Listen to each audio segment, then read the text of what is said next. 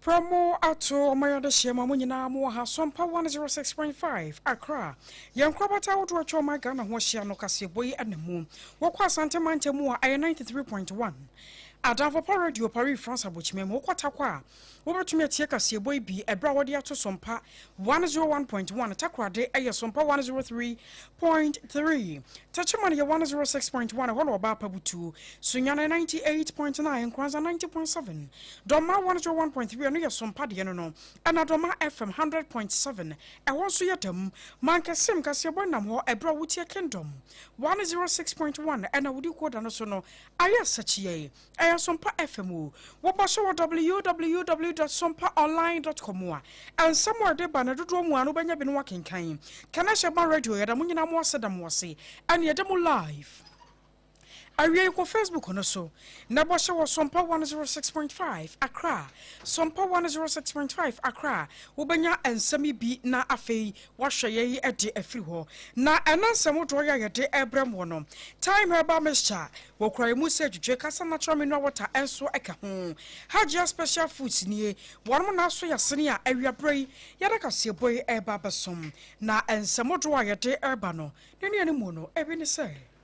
Adanta Edaya ebubuo na akwafa asem kase ade aba no Ghana National Fire Service for chese wama rescue nipa 9 ba ko de afamato ya no monse do Chief of Staff Edia Tuja se ebrewedu se bibremu aman ahodo wo mbetimi ahye atoto musika semi eye na fapem papa wo mo pre no wo mo nsaka na Speaker of Parliament so adiato ebibiman ene nkrofama man so anim se ebre na du se wo mugya bibifo ne yede ene ye honam epe eno krampo na Archbishop Nicholas Duncan Williams eka biye wo se abibrem ye betimi akoya nim a gisa yen ayede ne yagitum no ene yede ye adwuma Accra Regional Police Command no wo mo de nkrata ba se ensema hodo adi kan ebeto odwa efa Accra Central Barracks eja ya eto ho no wo mo ka se ya chi obi wo ho enne wo mo abesesa wo ma no na andis yamanyoku no opanyi pabi so wakasa ewo mu etrose kanema panyi Yero John anase nadan KWAKU ado edrumra bi a LGBTQ+ wonsensamo ne yepese wo se gina ye wo ho no enya de wotumi eyesa Imani Africa for kokoto sanka be ya IGP Comptroller General ene wo mo aka Ghana Fire Service for mpanifo na aban de yi wo mo no nka yenyi se atumi ne mfiri ho Supreme Court abom garat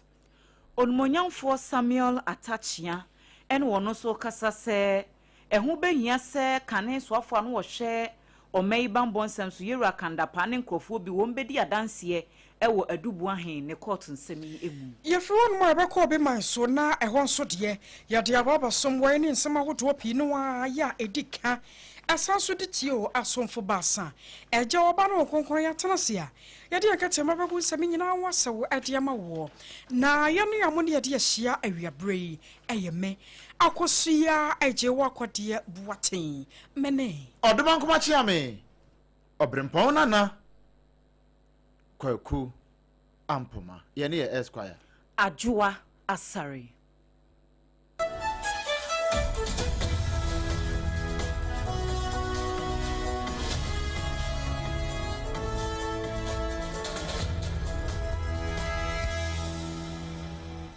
Ebana sa ye America eno ne yede toa so na ye akwa adenta ne ahye nkoma na se afiri ho we Ghana National Fire Service wo mo na ede nkrata ya ba na nra asamkase a eto ye ewo man no mbra ensuo no san gugu bio na nkran eiri na edan ahodo wo mo a omo foundation no bio ha na timisa foundation aka akra timisa we de anya kura na binum so wa timisa ensuo na didi asia na anonom na ase nyina gozo asa na nkwohwe a ene tikerenkelen ya wo mudi agoro no ekoba sa ya asabkase pa na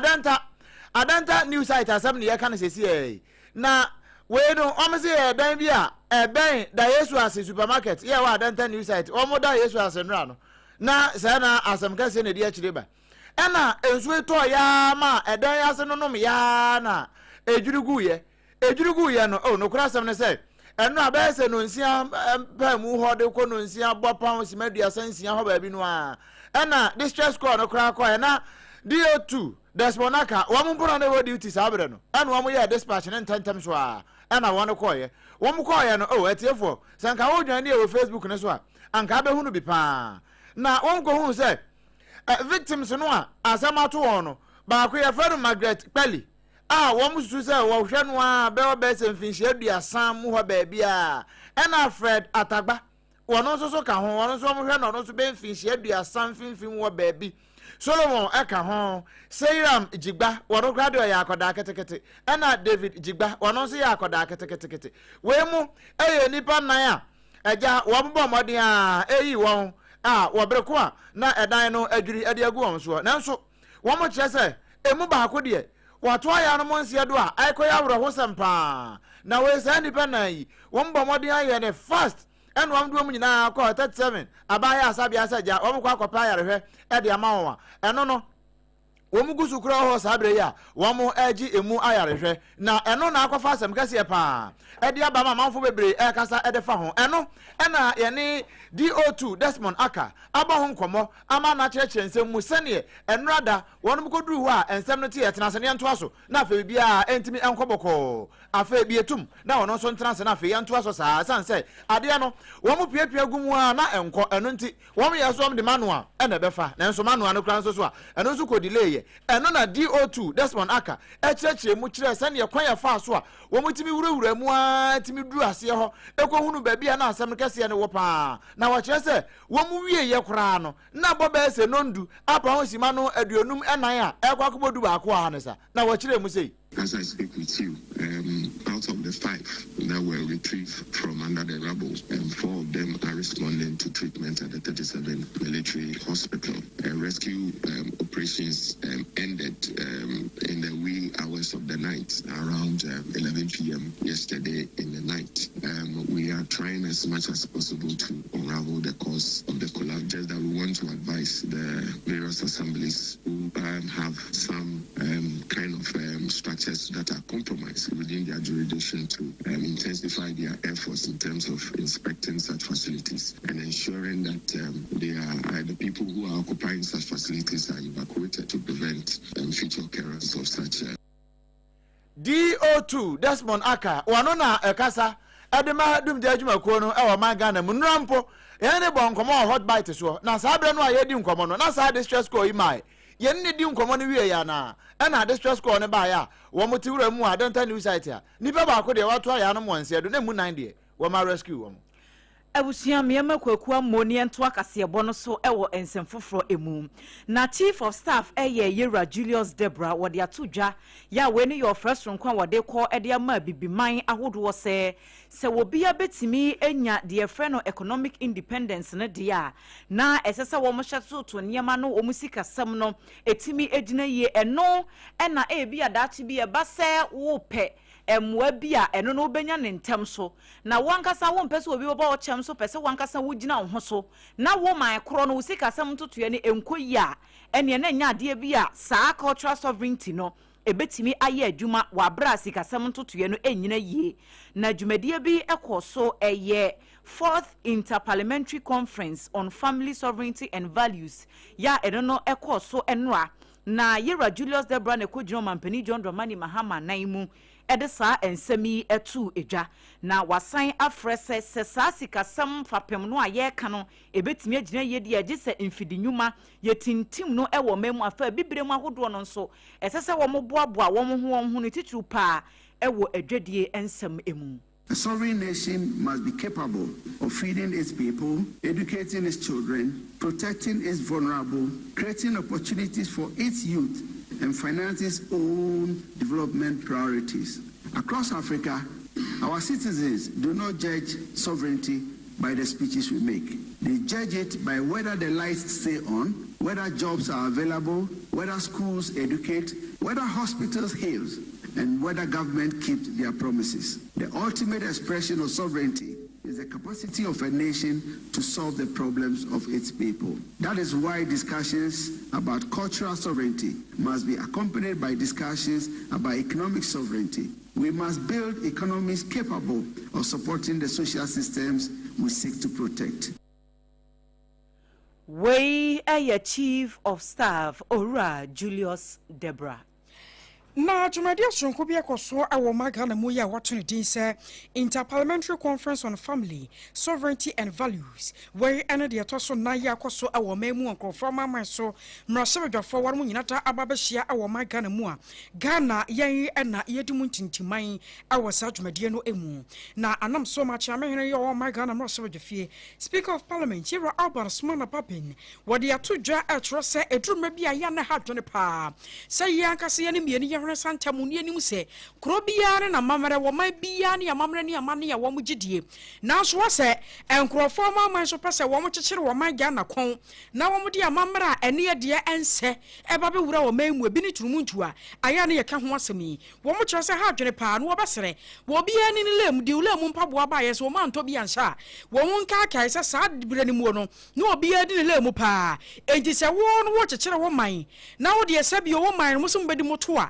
Ghana ya mamra na nkyerɛ sa enti no nkyerɛ sa kyenkyene atwan ɛwɔ se baba gye bosia ana bebi ɛte sa yenso ye ne yeto ansa na bosia ne yensa tumi aka ɛkɔba no sa no ane ya mamra ne yefiri honam so nti enkrofo ma amanso mo resam batumi abu Ghana ya mamra ne ya mane ya yɛde yɛ adwuma. I want to emphasize this matter. People trying to make so many things contingent upon the adoption of legal and cultural paradigms alien to our social cultural fabric. I want to emphasize that conditioning aid on the alteration of domestic laws to the disadvantage of beneficial countries violates the principle of sovereign equality enshrined in the United Nations Charter. We in Africa do not seek to dictate the internal legal frameworks of other continents, and we expect in turn the same respect for our sovereignty.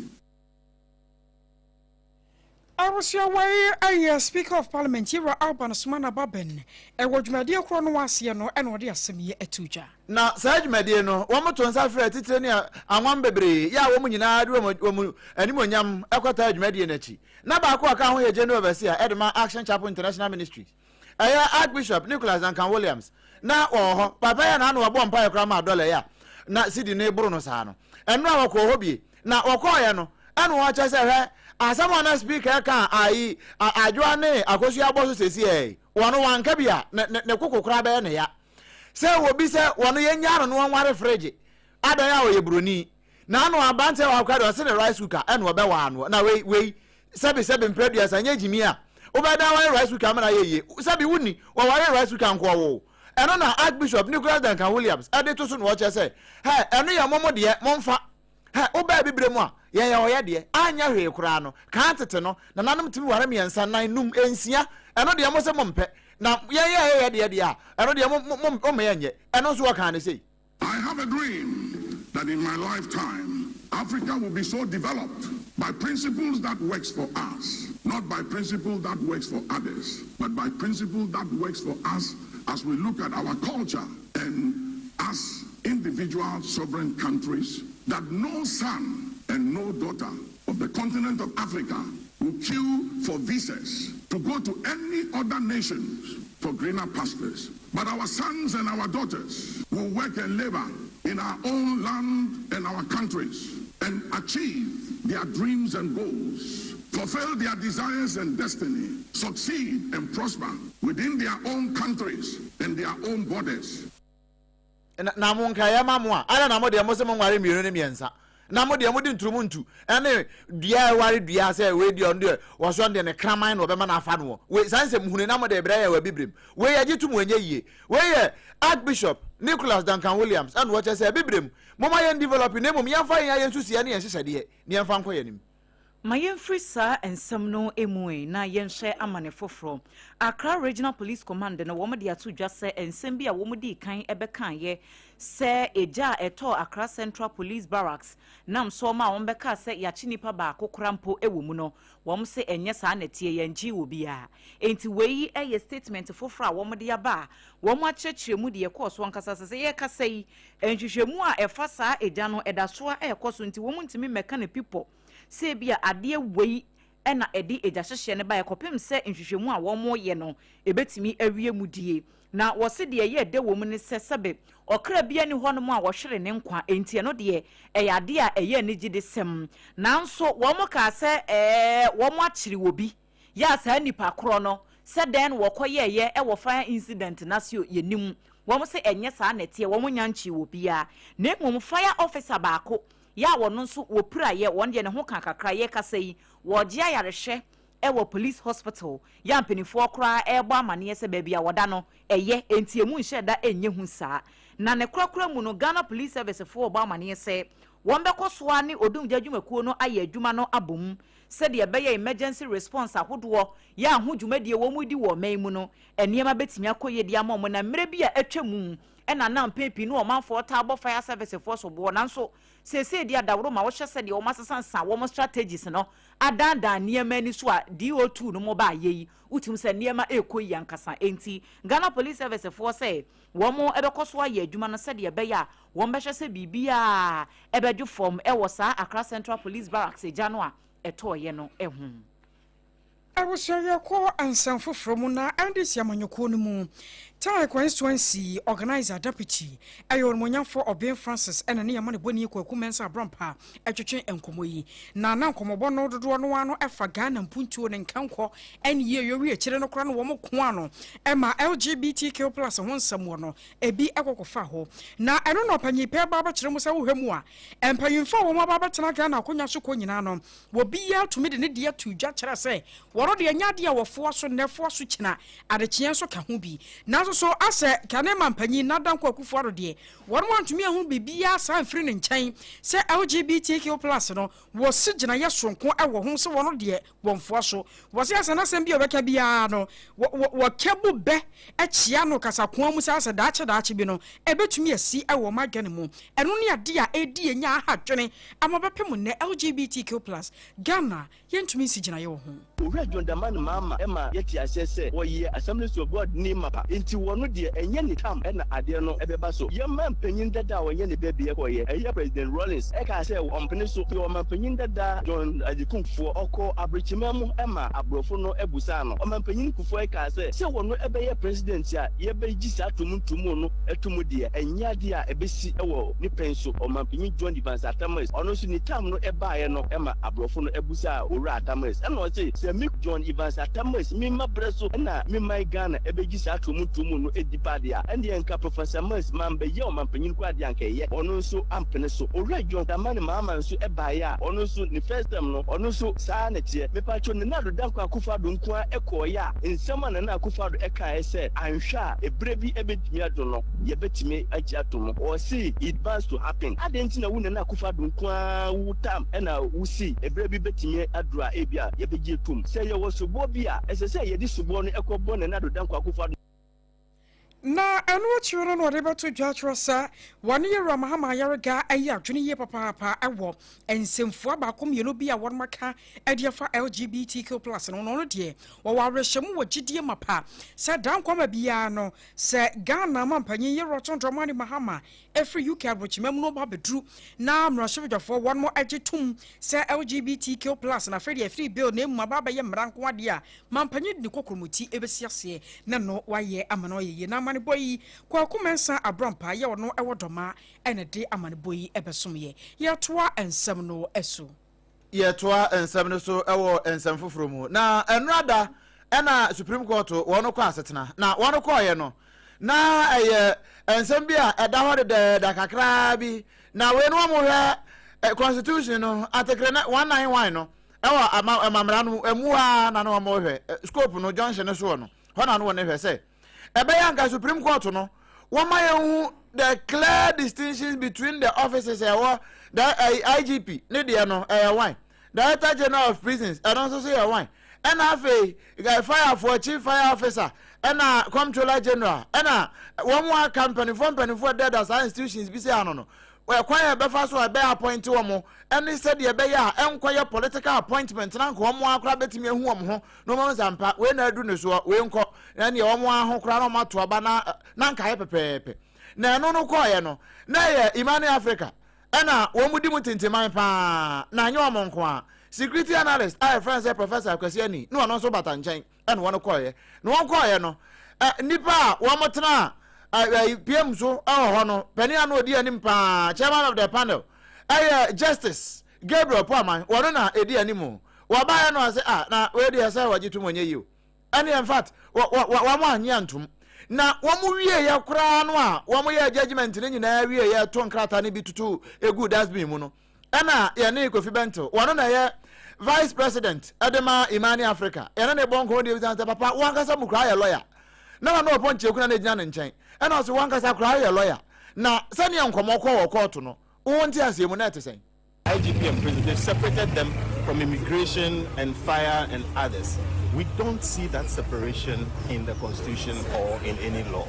But the Supreme Court has decided that they have to be separated. And they've said that the IG and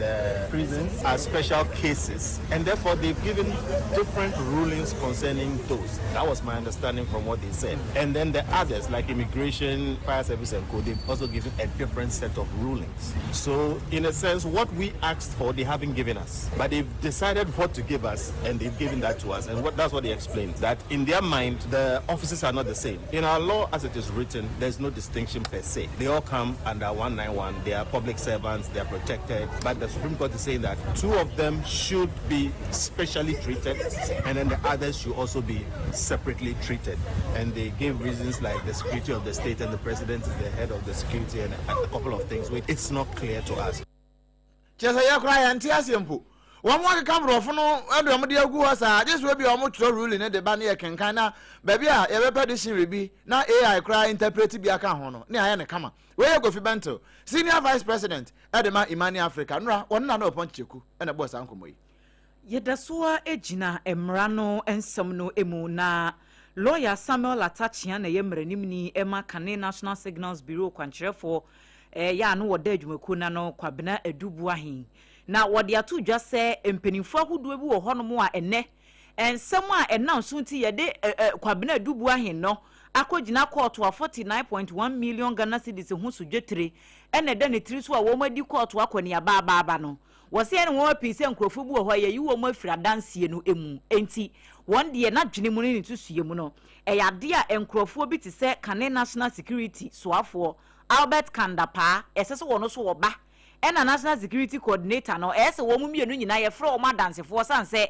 eye na o ma pen so wa bra no wo mo eye asoafo ene director no ena kwabena ADWOA ne nsami baaye enti si ese watimi ayi fans bi afri sa National Security account mu de yakọ undisclosed account bi mu ane ye twena bo so wo court de a ene na ese sempanifo e wo ho no so wo mo so ba na de wo mu nim fa asem no ho no wo mo de beto court no enim e bia eno krampo no wo mo danse no ebetimi aboa ama enyina so papa wo mo anya bi na sa asem we kura no wo madi ni tentem ama no akwakoda ensem a wodi tu dwane bi ni. It's as a result of the hard fact that no one national security setup can guess the internal workings of another national security setup, discretions and decision making, and then on the quick adjustment and the rest of it. So therefore, if there is an allegation that in 2020 ADWOA was powerful enough to have moved money from the coordinator's account into a private account where he misappropriated the money, the one who should be able to speak to this is Kandapa. At all material time, he was the national security minister, and then also the coordinator at the time, as they are all alive. Why are you using a driver as a prosecution witness rather than using the people who were very consequential during the material time of the so-called crime? That leaves much to be desired.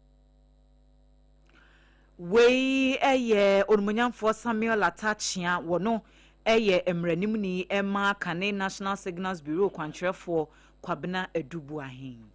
I was sorry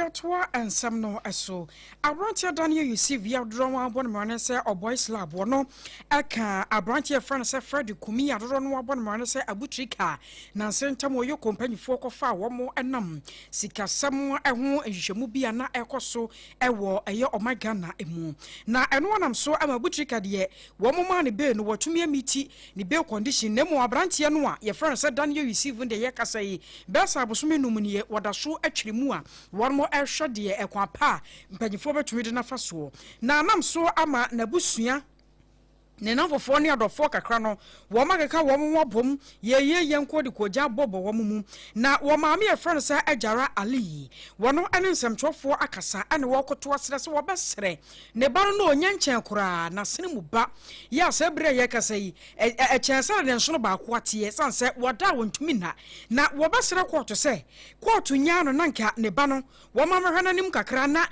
medical check up bia e wo se abrantie no kokoye no wotumi kokoye ma free wo sansa akoda no kra no wonte aposa entie na yi a wo twere mu no anhwe yi na da che na kwakofa asem kese e de abranam suntu wo basra mpanyifo sesanka won mo gya ne bana mano a anka betumi abo abra no won won kasa de ne beba ama yokofo ehunu no Ama America in Baden Abuwa ASARE that over them 4 months 1 billion. Matra ya mami vice president na ndo papa jema patan. That ya mami ni ya central region. Ya basura de bremu bi no bi na o declare no wanted na wo kwa twa ne pay. E base ne pay na o be de won ba ya twem mu hwehwem besin de. Bosu man dan ruku enu ni da de hu de. Adofo ba tani bi ara ba tayem ti se. Wo twa wi ni ba pani me twa pana bre mezra me da mi de. Ana pay for man pay ni mama. Ya ka hu me be yo. Me you when one pay. Ya ka hu ya ya am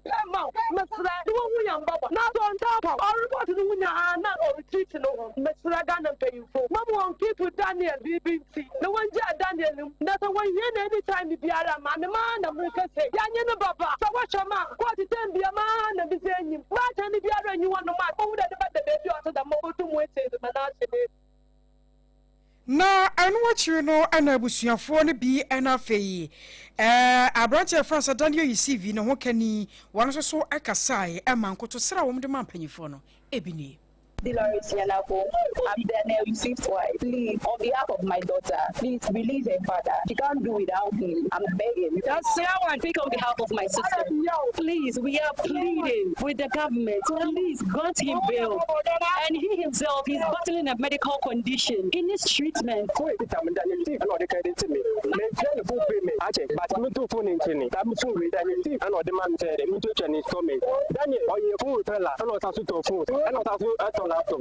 on your phone. Daniel to what say on your phone. You to on your phone. Why you pepe you ma me pepe dale da na bi manya dale jo mama kaduba mumudu ka yara mu bo wale ne baya mu kuma abin gane do shi dale kaduba mu ba so Daniel Yusuf no ma me on to me Daniel Yusuf never on to me e bu so fun to me I don't fun to me ya ba so say na wala ma ye abu che ka no e be fe bu ko to do sa mo ma Daniel Yusuf anyuma da ne rano anasa no wei ayabusuafo bi a womo ede koja bobo won ti ne won mansa esufre ye company for se Daniel receive ye man be na fe wom rafie na man boy Eric anane ye otu yankra finfinfi mantemu eno de ebesum ye eno ya Ghana fo bi nkomo ya se akwankwani ase kam.com fo ene night king fo no nyina wo mo hia ho a wo mo bo ho nkomo a na wo mo bo ho bo se na biti wo no mo no dead na eno na abai say aban kontabu for government statistician Dr. Alhassan Idrisu watu yankrai wase nyame adumu a bosom ye awomi anhwe ya inflation no sane yete na anhwe ya na adane anhwe ya ebekọ na nimpa ene se tiefo beka ya na no ena mampani ye se aban ni nyina mpo ye se sane straight of Hormuz no of akan ho a Iran for wo de traffic light besi wajije taxi nyina ho yi ama se da fu adukure bi ma Africa ya fu obo course yi aman ye se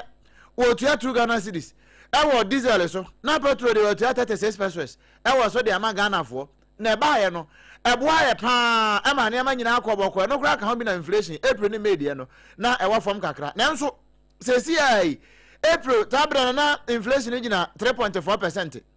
na May no abra ban ya na nso se we jai no a every 3.4 ho akwa 3.7 na se ekọ nanim se kura ban se de won fa 1 cedi kura nhyem biem no eno na ban kuntabufo kire se aban amfa 1 peso akura nkwa nkosem de a ene anwe ya aju inflation no anwe ya no ati free ese sakri aya piano di free ko bi pono so na wo basa eno nti aye kokobo na wo gbo ene wo kire aban se we de se wo pese wo bomoni anu wo so inflation mu yi a won hwe ho afei wo ka biem de ato so se aduane bo and also can be pa. Sani na say na be just what kenke ya say 3 Ghana cedis pe. Na baby no so de na namase nkete sa and no can who be na inflation utimi e dropping kakra ka nanso sa bre ya amanfo kura abantre ne se won beto ahyentuade mu ebe ma aduane bo akosoro ensuo bo be kosoro bibia bo be kosoro ya hwe yi a ye be wiase no na June inflation na wo kan ko be 7% ho we ye kokobo ya mpanimfo abo aso se won betie ana won ntie de ya ban na asemo Yenra NPP amanyukono emu na kane vice presidential candidate Yera Matthew Opoku Prempenapono no en wode kokobo ekwa na yonkofo amanyofo ewo meyi emu se wo monhwe ye boshe rough no be yanko wo monte so mane mra fom kakra nke yenyimfiri wo kura ena wonka se wo kohye obi bo a eyade boni na emu hye bo a betimi edi so se wo kohye bo se wo ba obete fango bo so na fango no ba no wante so na ehuri kosoro a Ghana for bekase we twantro enti wo se saa niema no emwa emo manfo gidi e wo aban no emu ne nhyehyɛ no entimi nkonkan enti free sabre ya koya enche campaign fo yi wo mbɛhyɛ ase ne ebi mu kura ye sato campaigns yi ne ade yi ne nyina wo se won de enye se wo kasa etia na emu mamanyofo no wo mo nyina hweye wo se MPP fo ba ye bo hye kese ba ko a wo mo ka se won bɛ hu adwuma eye free senior high school hyehyɛ no na ahyase no ne nye den ne na fom saa na emu ma ya de a no wo mu hu se wo mutimi yenko de yemfa won ne ka e bia aban ne ebebo daache no eso fa so no bedo so achen ka no a saa bre no wo mo bone nitiri wo mi o mani hyehye ene ne ma huduo pii wo wie ye no wo ka gas ho asem kakra no investment e ya aban ne eta ye se nke betimi aboa fansa ye invest wo gas processing project ahuduo no emu no anka wo mo njane ne nyina fa ma aban wo mo fa ma private sector fo no wo mo nye ho adwuma na aban so emfa na ni nkyere baby foforo sei and what can in some. When I went to the ministry, there was something, and it's become an issue now, even in the policy debates among people. What do we do about gas? But think about it. Don't think about the fact that Ghana has gas. Think about the fact that even if we don't have gas, we have to power our thermal plants. And if we need gas, how are we going to get gas? We either use the West Africa gas pipeline to bring gas from Nigeria or do LNG. So that is how you plan your economy. You don't plan your economy because you have something in abundance. You plan your economy so that even if you don't have it, how are my thermal plants going to run? So we need to master the use of gas and use it in a lot of things. The power plant, the processing plant that was built in, I always say that it was not a good processing plant. Enuachi enanapo esan kasafa wabra na womo ye 2024 campaign ahodo ya okoka ensema ahodo bi fa kane mampanya odikan osagefo Dr. Kwame Nkrumah ene yemo Kwame Nkrumah ne saa comment ne ade ne okoka ye no wo se won de woda so gina de wo gina se enkrofo bi miskotino ena wo mo anse da ante de ne wo pa kire na se na ene we fa ye na online we afa na we afa just a bad news no de esekulati pa no wo se ansa na wono wo be declare say anase ye de ne be vice presidential candidate sabre no na obi ankotena kasafidie bi so danka asasebe na po omu ade ana wo ya homaso enso sa asem no okoka ye ne pe wo mo mante na se ye no wo hya se wo mo tag na po na ni nsu ade na po no omu ade na sa ne ma no enti etoda niema bi etese no manfo enya abotre wo ho awosoro kusuoda agina emu ensensem emu ayo yenko timra sisi. When I went to the ministry, there was something, and it's become an issue now, even in the policy debates among people. What do we do about gas? But think about it. When I don't talk about AMPOMAA, most of the reportage were clearly twisted. Clearly. When the same voice was played now, just because the World Bank had said so, people reacted differently. So I live in the political space, and when people want to take your words and twist it, they would always do. But I can assure you, it will only last a short time. I'm not worried about people who have been intentional about twisting words, because before I started this running mate matter, nobody ever went on air and said I was arrogant. Oh, Ero Matthew Poko Prampana po and Yaten Kano Yatwa and Samno Eso. Na Krotabi Free University Teachers Association of Ghana UTAG. Woman Krabataya walk Kwame Nkrumah Yapon mo epija. Na and Sama Wodroya one more Kanonya Sanketo Mawamu 2 Prejana Diamanie. 1 and 1, 2 and 3. And na Womodema Ghana Tertiary Education Commission. JTAG for say. Woma shall see a person womu sijina yebi. Na sajina ye no a won musie no ase won do mu nsa ekwa wo baabia eni kwa ase won de wo eno so de won monte ase kora na ye no wan se na amen se akyerɛkyerɛfo be ko school e be wie kyere na won benya promotion na kwa gina baabia ekron na ase JTAG fo mu de baabia amba wurawura mu akoye hwehwemu afe na mo ko akon abi mu do mu ba ase e be ka se baabia mo kwaje mo ntete ye kora free ye no e won mo enimu ni ade wo mo se sajina ye no a won pese mo de be wura universities ni no anya dia sa ginesie no wombete ase na de kan aye se wo mo ne mpanyufo krampo antena se mechia wo mo a wo mo ka bie wo mo a won madwene mu do eba no ngomasuya mu nsensam ni mu adesua anke ye betumi abisa wo mo nsem wo no wo mo ne wo antena se ense gina ye bia putupuru mu eno mu sa JTAG fo ahyase a wo mpese wo mo de sa anamotuo no eba na sa krata no a wo mo kyero ye no wo mo etwero be se yemfa so mpa afiri kase so na wo so fo hwo ma ga na ngomasuya mu nsem so ye na Idrisu papa ne bintono na JTAG nso enko won mo nkyɛn enkyerɛ sa anamontuo no a won ma hyase a won mutuo no UTAG de won nte ase kora enkro bata ewo Kwame Nkrumah suapo no mu no enya de a won ne empanyefo ebeya twene na won nam obuo ne die kwa so na ebisa se anyambia no adesua won musua ene won mo hyehye ya won mo ye no se bibiri na ye yi won ma sutire ye bo won ma mane ne ye gye won ma dwenkyerɛ enya na mom se putupuru mu namba kwa kwa no yomade ebe wom kode wom ka se wom bagye atum amana baba ye adwuma e wom agane mu a na nya dia ebeyeye e wokwa bia eso abusia adom ye no ka se no eno asugusu a wotie wo SOMPA 106.5 FM enkrande no ene ya nkrabata we wiase afa na nyina bra kingdom wom ogye na afen so aya dama FM wom nyina agye ma kana hia man radio enso de nyina de ma dwomfo ma no wo ho no eno ano asugusu a wotie no ye gina nkran na yamon komo ni bi emfri Ghana Standards Authority wo makache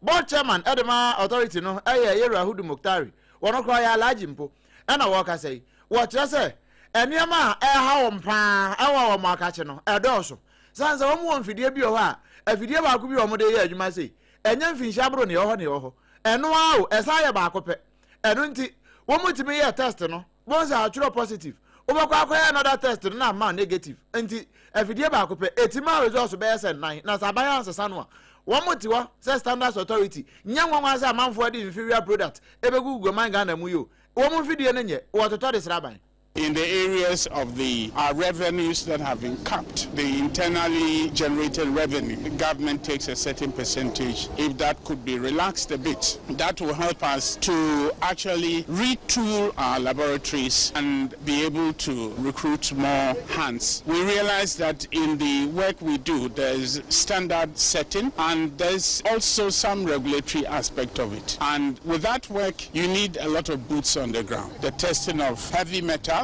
in the food that we eat, like arsenic, like lead, like cyanide, and all those things. So these are areas, and we have one very old machine which is over 20 years, and we need to replace it. We took them to see the other aspects of the lab, the forensic lab, where we test for drugs and all those things. We are really in dire need of support in that area to get more equipment to do the work. Womu IGF kakra no mu gi ada aban san baje de ko wo baje de ko nso a afidi adi 20 years won to bi ma womu no abaji scan de ko saa omu hu ni aban so di scan de ko akoye afidi no nso so a se o mo de test ne ma no kra entimi nya adwuma no se na yo mo pe no na no na ranking member o kwamra se odwemu a Trade and Industry Committee no won na ranking member Mike Wachibafi mobo wo de kakra to so no che se we ya o mo kan nyina yi se aban anhwa ebe dey.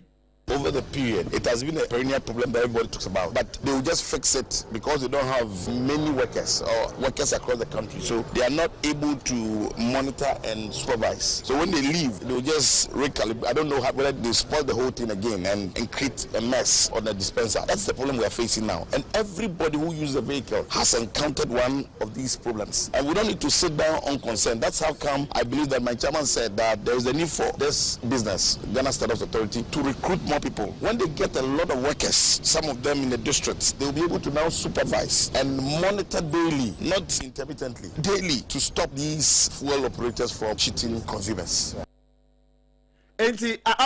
Bibia bayan crime,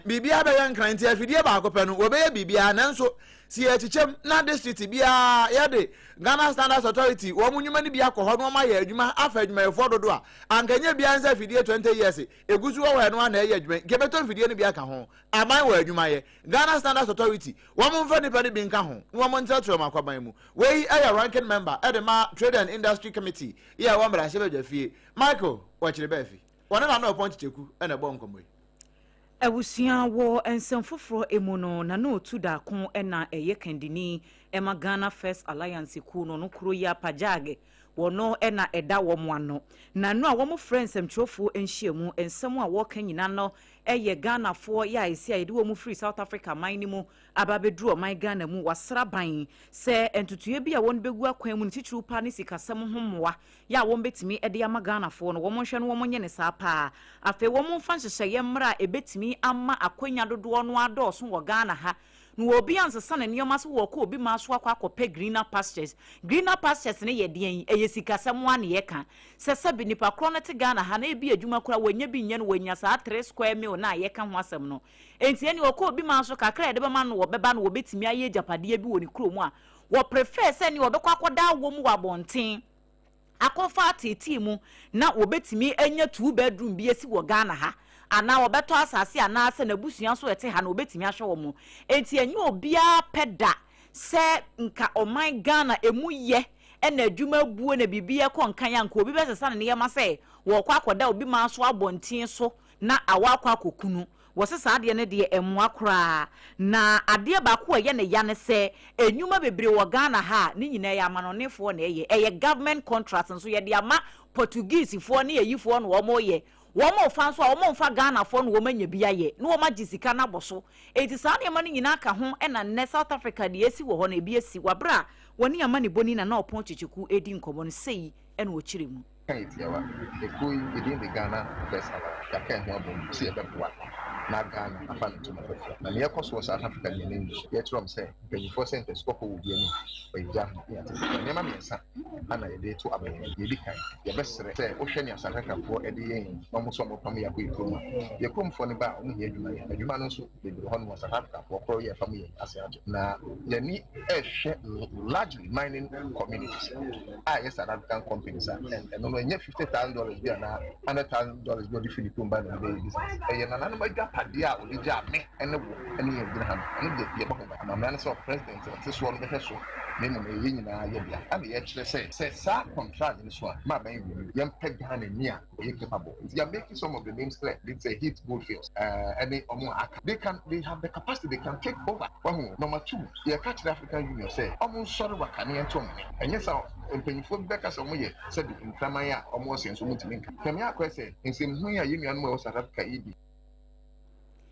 wei eye nana otu da kon wono na eye kandini ema Ghana First Alliance ku no a Patriotic Journalists Against Galamsey ku no so wono na eda no woni nana opon chichiku ene di sankomo yi na jumadi bia kwaso mfimfim mantamu where Central Regional Investment Trade and Tourism fair na AKOSUA ya yamane boni erikana no wase bi na mfimfim mantamu so afọ no nyafo ekopanyi wachirdia mo ekokasai ama odiato yenuanom a wonmo edo musika botene abewura wo manyi sika mu se wo mbasere pa se droma bi ya ayana sa trade fair na boa pa alfezo so ema omanfo pinu anu nya kwanya ema wo mo hunu nuoma wo no motumi atobi bi ama no aye nam so nti se obi wo papa so ne sika ba sha Ghana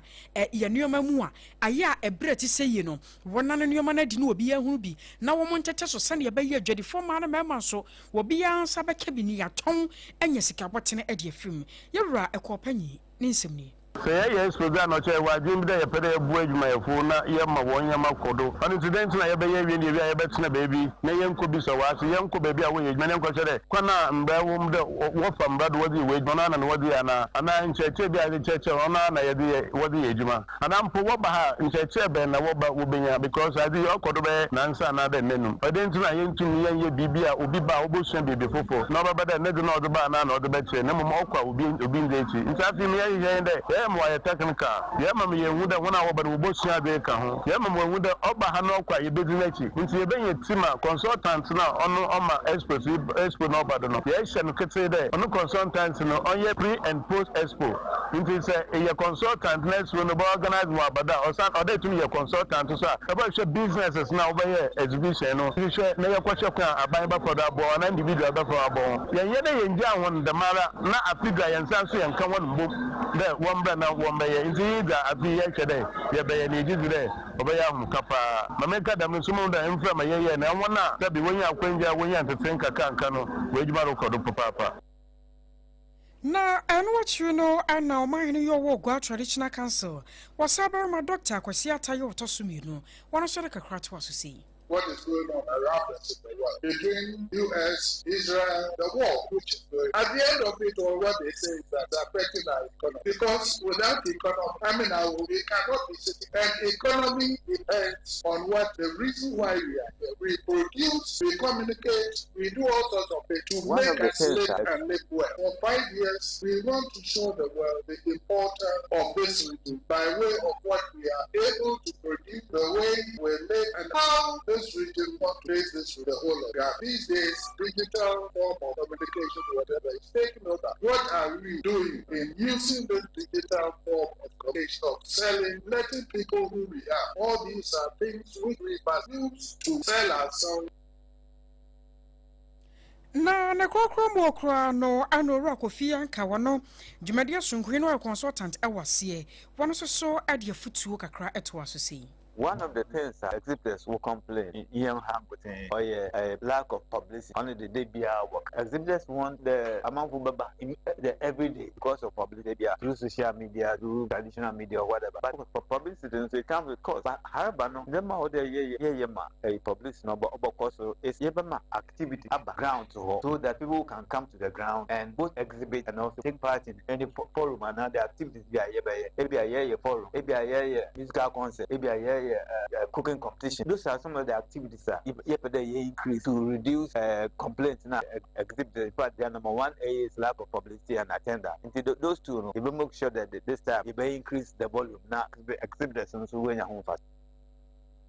I was here, Jumadia Sonquay, AKOSUA on 50 Mantemo, Eric Annan, and na a de Eversumye. Cassana Chamino, what 10 year, Yellow Tenesua, ya sorry, a yin suquajin. Na Sunny, a red and wayano. A yan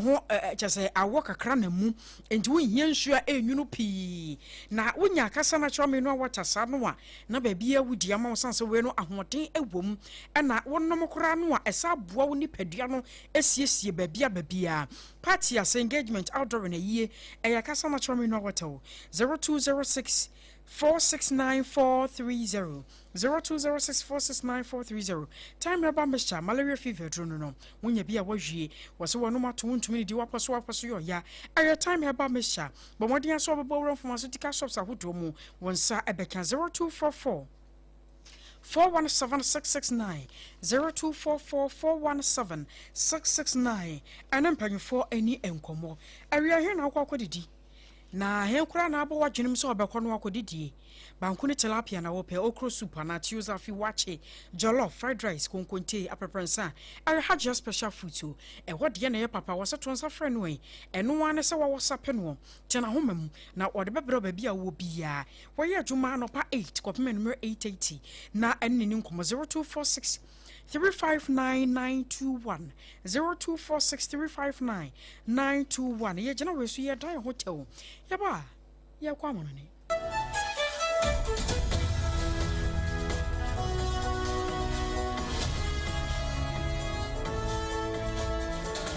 Eura, me pacho brana me shadi wo bagi. Bra, aden, enen subiem. Hey, time heba me share me ka say iba queen, and we me ensen. Bra, sanya time heba me sha esia jimi ni me fie for enya dia baako ebeso yen. We dia udi se ofani nyina. Time heba me sha me ka se me di one dance ya heaven ene de me kwa akopie. Enti se malaria we draw ne time heba mixture. Enye enunku o, die nanum ato a wontimi ani die no. Time heba mixture duro no ene ye ma wo. Oba a wafa afuro de wo ma akwada no fo. Ene akwada a woni mfie dumienu entimi num aduro yi bi. Se obeto aduro yi bi anoma, hwe se wakọ hospital anase lab am ye hu se wo atridie malaria yi bi ansa. Se o time heba mixture enu dudu atu a, fo ani kire KNG Herbal Center ewo Emrom Abidjan House ana ba akoso wo atonsu Monaco Junction. Eno echi obenya bi atowo over the counter medicine sellers any herbal shop dodo na emu. Fre 0244 417669. Kayo set time no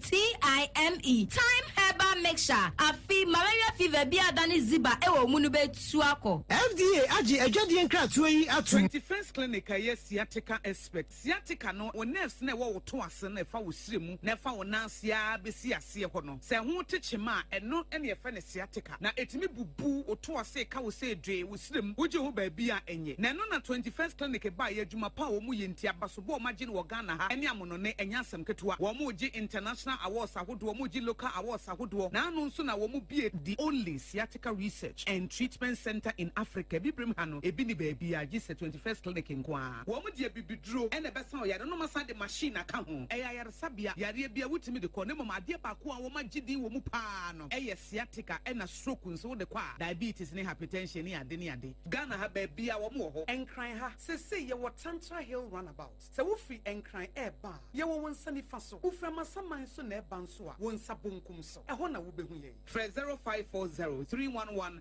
311 0540 311 311. There's a 21st clinic. Still, wo mu ye sciatica expert. In the stillness of the morning, before the noise of the day begins, there is a sound rising, a sound of prayer, a sound of power, and a sound of victory. Yamawakwaba was SOMPA First Service. I was SOMPA TV, ne SOMPA Radio. Your early morning altar of encounter. Join Bishop Abesati Kwampo. Oyunyaku pondi for wastrano ewe brim, and I'm Nensaso ama onyaku kore ya what yepi. Through this prophetic platform, destinies are aligned, burdens are lifted, and lives are transformed. We need to teach you SOMPA First Service. Our home enye TV program keke. Eye bra osro ni asasi shia. Eye bro nyankopon kasa chenemba. Set your alarm, tell a friend,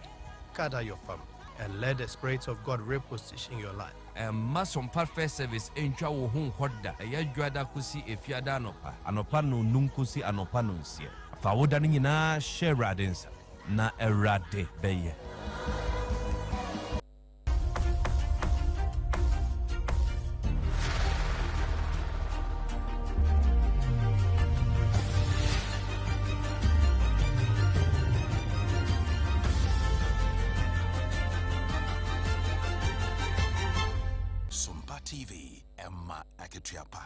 No kwasem ema aketuapa yamfa flight number no 106.5 na fe yanko Ukraine Russia wa monche na ne de everywhere ba chenkuri